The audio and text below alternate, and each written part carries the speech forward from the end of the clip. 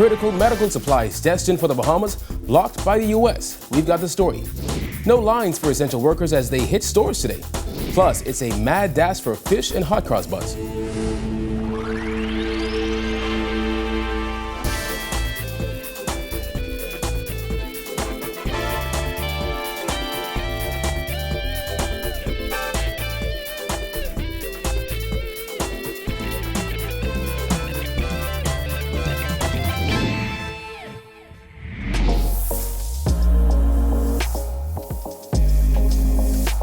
Our news is brought to you by Alive.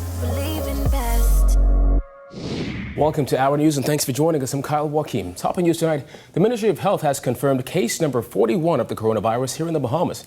However, the 56-year-old woman died last night, pushing the death toll to 8. And this comes as some critical medical supplies needed for the fight against the COVID-19 virus, including ventilators, are being blocked by United States officials from coming to the Bahamas, according to Health Minister Dr. DUANE Sands. Georgia Bain reports. Several courier companies have expressed that they are experiencing difficulties bringing in medical supplies from the United States. But according to Minister of Health Dr. DUANE Sands, his ministry is working with the necessary stakeholders to resolve this issue. There was a declaration made by the President of the United States on April the 3rd that has implications for the throughput of certain devices deemed essential to the American response to COVID-19. And that may have implications or repercussions for other countries. Last week, U.S. President Donald Trump issued a presidential proclamation directing federal authorities to allocate scarce or threatened medical supplies for domestic use amid the COVID-19 pandemic. Those supplies include N95 masks and protective equipment like surgical masks and gloves. Sands said his ministry is now working on a resolution. Immediately on hearing that, the governor of the Bahamas, through the Ministry of Foreign Affairs and even directly from the Ministry of Health, I've been in touch with the American Chargé d'Affaires, and I will say that we have been extremely grateful with the level of attention and intervention made on behalf of the Bahamas to achieve resolution. Sands said there is no need to be concerned over a lack of medical supplies because his ministry did not put all its eggs in one basket. We have adequate supplies, and we also have alternative supply chains. So we have supply chains that come out of South America, supply chains that come out of China directly.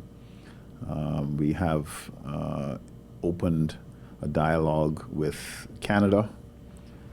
We do not and did not put all of our eggs in one basket. With 150,000 N95 masks, 150,000 surgical masks, 57,000 gowns, 7,000 PPE kits, and 4,000 test kits, the Ministry of Health is not lacking any supplies, and those on the front line have no need to worry, according to Sands.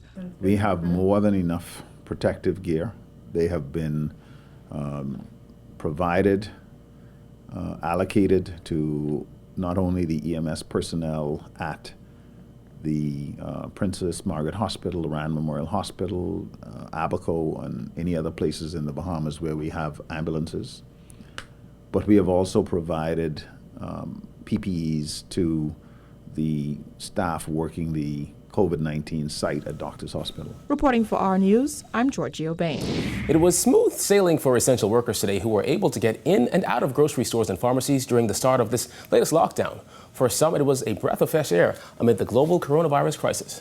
You have to go and work. Someone have to do it. They've been on the front line since the beginning of the pandemic, working to keep the public safe and in good health. We're glad that we got afforded this opportunity to be able to come out and not have to deal with the long line. And this morning, healthcare professionals, police, and defense force officers got to take advantage of a full morning of shopping designated just for them.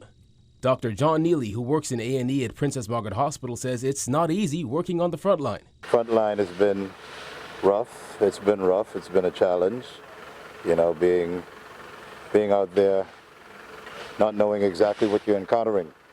Okay, but everyone is doing a great job. It's still overwhelming because it's scary being outside. As police and defense force officers have been on the streets on roadblocks and just keeping the peace, getting their own shopping in has been difficult. But for Petty Officer DEMETRI Ferguson, this shopping period meant a lot. Especially for essential services in particular. You have persons in the hospital, in the clinics, and on these various medical facilities, on the streets, approaching persons, exposing themselves. So I think it was a very thoughtful decision by Cabinet. Super Value on Mackey Street Thursday morning looked completely different from the days prior that saw lines of people wrapped around the building. The essential workers were able to walk right up to the front door, sanitize their hands, and begin shopping. It's a little hard because you will keep on working, and then you don't have time to go through the line. So this is the best time. It's a little hard because it's scary because you have children home and then you have to go work and you don't know what you're getting once you go home. So that's how it is. Noon to 10 p.m. has been designated for other essential workers like customs and immigration officers, social workers, and bankers. Well, it's no enjoyment. I've been out to work from this morning. We're working every day. We have all the officers at the schools, at the different posts on here, Exoma, Grand Bahama, and stuff like that. So persons still need to be in place to make sure that at least there's some safety at the school. Boy, we don't stop working. Up and down, in and out of the shop, up and down. And essential workers were also at pharmacies. Floor manager at Prescription Parlor Pharmacy, MYRIAM Stapleton, says while they've seen no long lines, essential workers have steadily come in for things like vitamins and medication. It's been a steady flow. Persons have been able to pick up their medication, which is good because now persons who were working have an opportunity now to pick up their medication or have their medication filled and also pick up one or two items that they weren't able to pick up during the course of the week. And then now they're better prepared now for the lockdown. Can't wait for it over, for things to go back to normal. Well, Easter celebrations will look a bit different this year as most people will have to stay indoors instead of attending church or holding Easter activities. However, the lockdown won't stop some Bahamians from enjoying fish and hot cross buns. They hit the dock and local bakeries on Wednesday. Jillian Gray reports. Potter's Key Dock was booming with business on Wednesday as residents rushed to pick up their last-minute items for Good Friday dinner. Snapper, goggle-eye fish, hogfish, conch, and crawfish were all in high demand when we visited boats lined up to serve customers. Despite the coronavirus pandemic, boat captain LOFTIN CULMER said business has been comparable to previous years. It's been good, and people can continue to come, and there's so much people and there's a shortage of fish right now, so therefore, you got a lot of people coming, some are disappointed and some are waiting until fish come because I ordered some and some will be here shortly. Mr. Gibson came to purchase a few small bags of fish, and with conch already in his freezer, he said he has all he needs to feed his family. While a traditional Good Friday would see hundreds gathered on the beach or at church, the new lockdown will cause many to celebrate a bit differently this year. Staying indoors, following instructions. Just enjoying family time. No work, so hey, stay off the street, keep your distance. That's all I say. Well, I'm going to be cooking the Bahamian dish. Peas and grits, fried snappers, fried grouper, plantain, the works. The classic pairing of hot cross buns with fish is an Easter tradition that is also staying alive through the lockdown. Customers lined up at Bamboo Shack ahead of the lockdown to secure these sweet treats. We really do hope that a lot of people were able to get their buns. At one point, we had to limit the buns to about 2 dozen per vehicle, but we really want people to enjoy them. Pinder said they were sure to adhere to social distancing protocols by serving buns via the drive-thru at their grill house and Southwest Plaza locations only. She added that the spirit of Easter was shown at one of their locations through the generosity of their customers. Something that really inspired me was at Southwest Plaza. There were about 25 dozen buns left, and there are about 25 people in the line. And our COO came out and said, now we only have 1 dozen for each person on the line if you're willing to be your brother's keeper. And each person, even though some of them had asked for 3 dozen and 4 dozen, said, I'll take 1 dozen. Reporting for our News, I'm Jillian Gray. An AIDS survivor is urging persons living with HIV to seek treatment. Jared Hicks tells us the man is especially concerned now that another deadly virus is running rampant. I'm very worried about people who are HIV positive and have not been tested or are not being treated because they are very vulnerable. 59-year-old Andrew Jones has been living with HIV for more than 30 years. Born in Nassau, he leads a healthy life in Devil's Point, Cat Island. However, back in the 90s, it was a different story as Jones received an AIDS diagnosis. I clearly remember my doctor coming in the room that night and saying to me, this is it, this is the end. A meeting with his bandmates in a New York hospital gave Jones the will to live.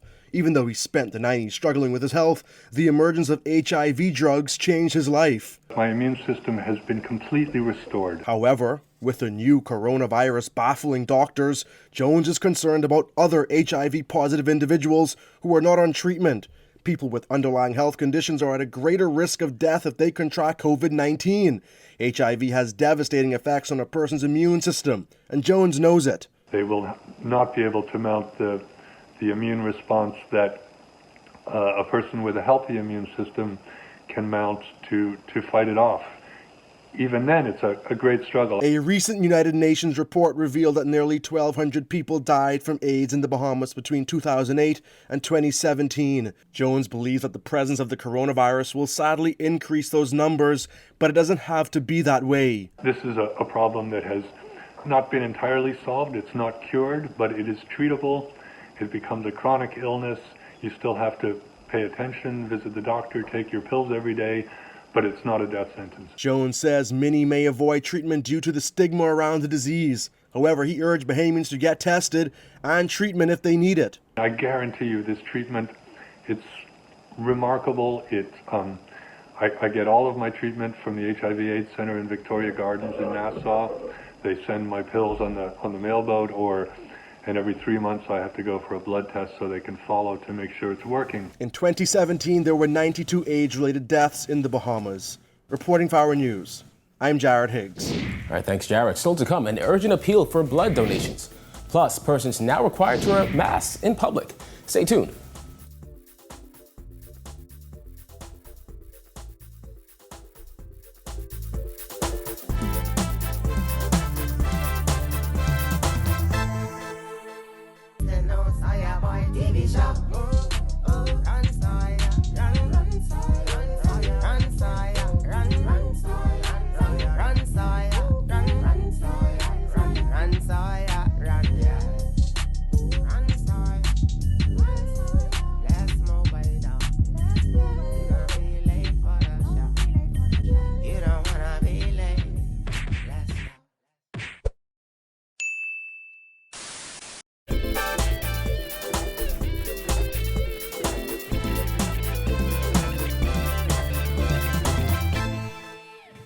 Health Minister Dr. DUANE Sands sending out an urgent appeal for blood donations once the lockdown is lifted. When this lockdown ends on Tuesday, please donate blood. There is an urgent need to replenish the blood supply in the Commonwealth of the Bahamas. This is a simple way to help and an easy way to save lives. Sands says blood can be donated at Princess Margaret Hospital and all blood types are needed. However, you cannot donate if you are sick. The blood bank will be open from 9 a.m.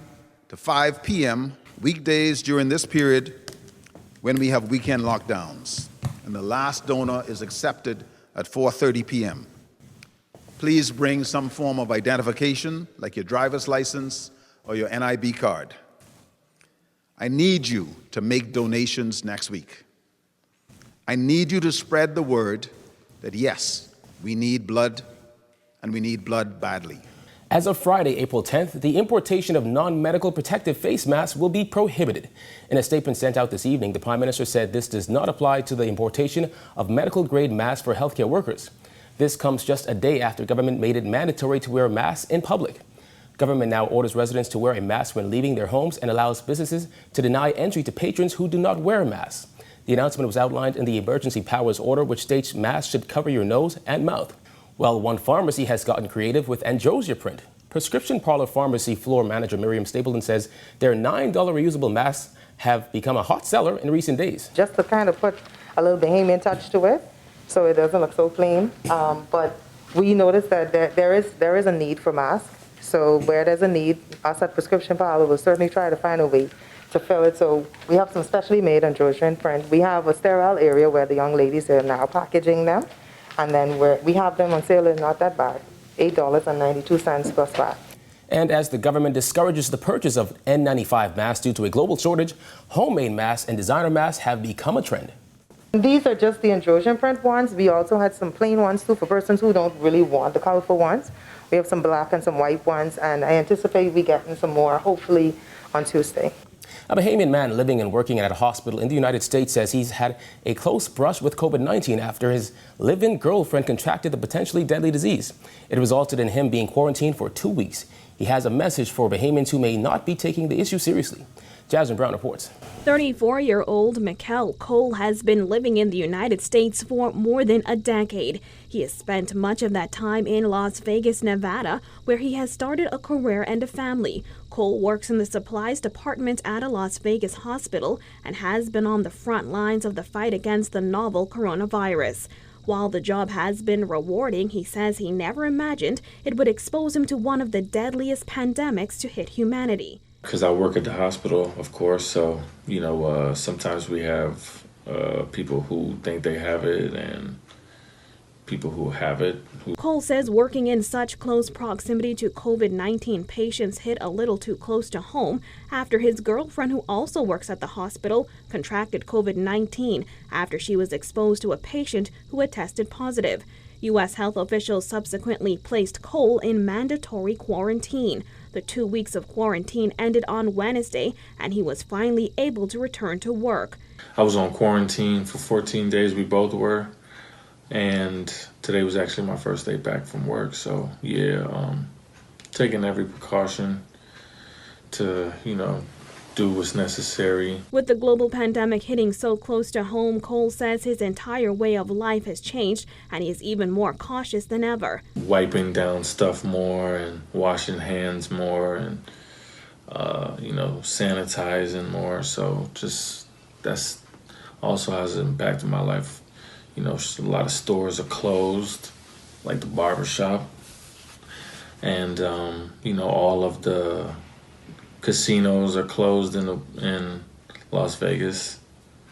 It's been like that for almost a month now. With Las Vegas now a virtual ghost town in the Bahamas, cutting off all incoming international commercial flights, Cole says he has used technology to keep in daily contact with his family in the Bahamas. I feel anxious, but, speak with my family daily, so with technology, it's easier to, stay in contact and keep in contact. So, but, you still want to be there and, think about all your friends and family that's over there. But, I speak with them frequently. Reporting for our news, I'm Jasmine Brown. All right, thanks, Jasmine. Still to come, how you can cope during such stressful times. Stay tuned.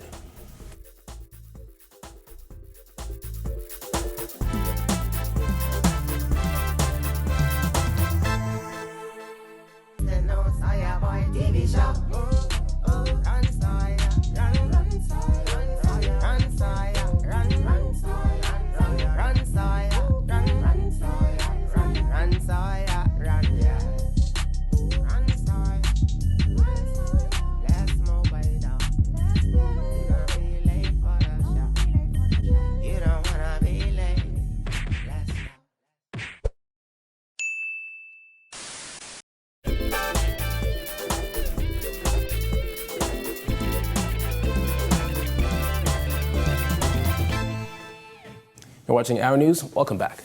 Health officials stressing the importance of mental health during the global crisis. One local psychiatrist says fear is normal and explained how Bahamians can learn to cope. Berthany McDermott has that. During times of chaos and uncertainty, fear is normal, according to noted psychiatrist Dr. Timothy Barrett, who noted that the coronavirus pandemic has disrupted our daily lives. If you weren't afraid, that would be abnormal. So that's the first thing. It's okay to have the fear. We share that with the rest of the world. Then comes the worry that puts stress on you and the thoughts that come with that. Every time we have a psychological, emotional reaction, there is an accompanying set of thoughts that go with that. So the more you think the worrying thoughts, the more worried you're going to become. He added that while fear is normal, persons have to be cautious, as fear can have long-lasting effects. For instance, Barrett said the more you think worrying thoughts, the more tense you will become. Then there are those residents who are still struggling to piece their lives together following Hurricane Dorian, and those with pre-existing psychological disorders. Barrett says those persons are high risk. So we have to consider those people that were affected by Dorian, how they're going to be more predisposed and more at risk. And the other people who have things like anxiety disorders and depression or other psychiatric or psychological disorders that are going to be more at risk for what stress brings out. Now, despite these concerns, Barrett says there are a number of ways Bahamians can cope with fear during this time. If you accept the fear, then you say, okay, what can I do? Oh, what you can do is make sure and pay attention to the instructions that are coming from credible government sources. You know, wash your hands. You gentlemen came with masks on. You were in public. Wear your masks, okay? Keep your physical distance. You don't want to socially isolate, but the physical distance makes it more important for you now to remember how to keep socially in touch with people. Reporting for Our News, I'm Berthany McDermott. Residents across the country being urged to salute frontline workers this weekend by banging on drums, pots and pans, or blowing horns Friday, Saturday, and Sunday night between 8:05 and 8:07 p.m. The 2-minute musical salute is meant to show love and support for those dedicated workers, including medical professionals and law enforcement officers who dare to leave their homes each day to help fight the spread of COVID-19. Still to come, hear from a Tampa Bay Rays prospect. Stay tuned.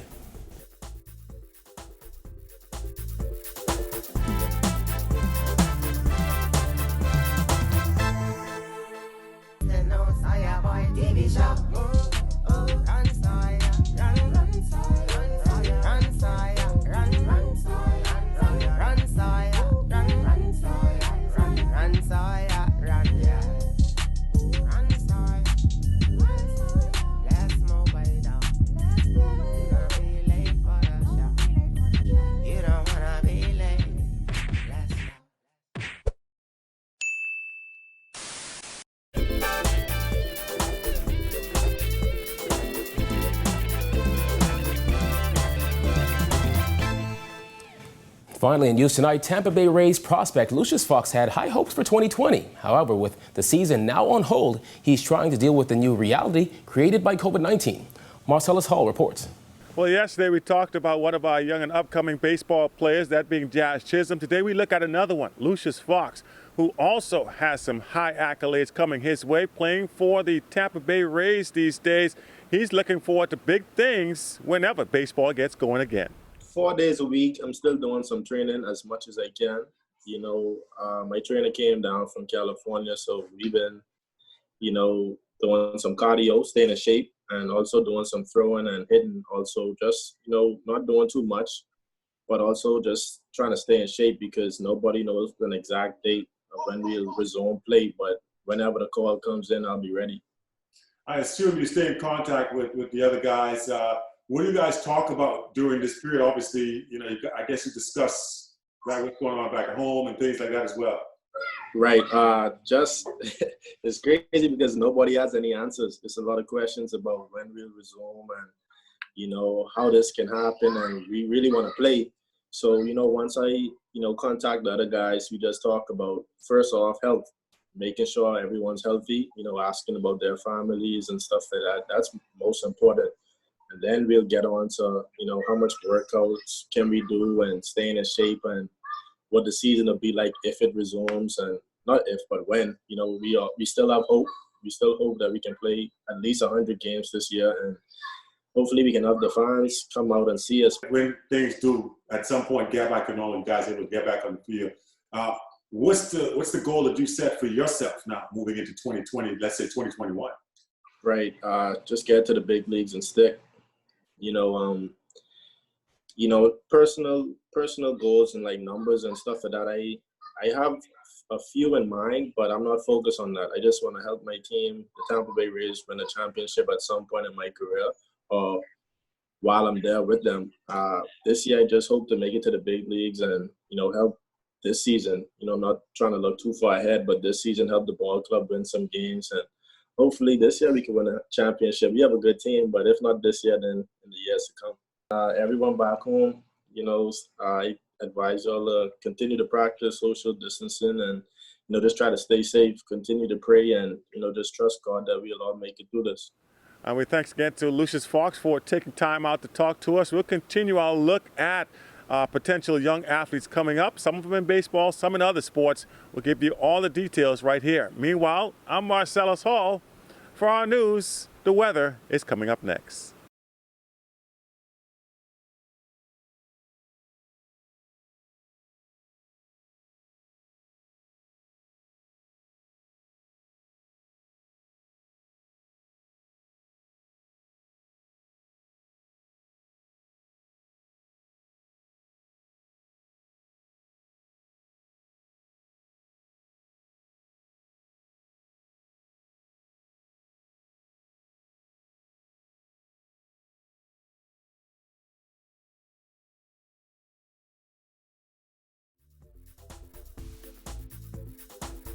Thank you for joining us for Our News Tonight. On behalf of the entire team, I'm Kyle Joaquin. Stay tuned. On the Record is up next. Have a good and safe night.